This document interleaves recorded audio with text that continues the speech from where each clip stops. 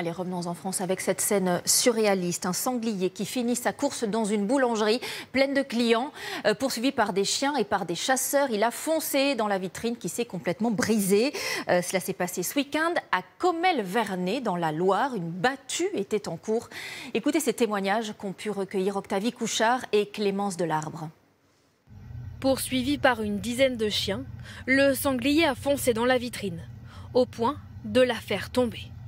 C'est arrivé de là-bas et je pense qu'il y a une personne qui a traversé au moment où le sanglier est arrivé. Donc le sanglier a dû prendre peur et il est arrivé et il est venu s'encastrer dans la fenêtre ici.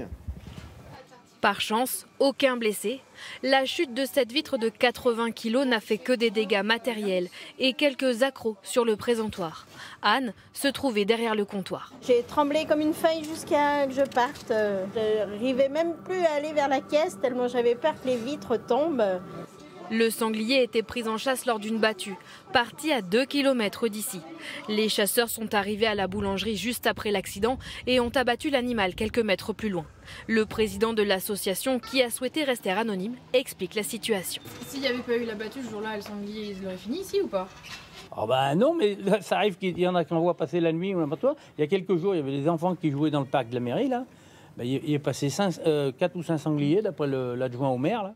Malgré tout, ce matin, les clients de la boulangerie essayent de comprendre. Impressionné un petit peu. Et puis surtout les enfants qui ont pu voir la vidéo.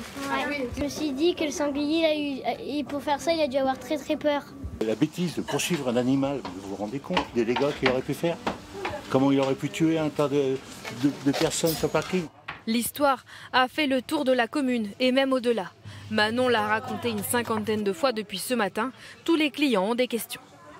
Et il pose plein de questions, comment ça s'est passé, à quelle heure c'était. Il faut dire que les sangliers ont beaucoup fait parler de ce week-end dans ce secteur du Rouennais. À quelques kilomètres de la boulangerie, un match de foot a été interrompu pendant que les animaux traversaient le terrain.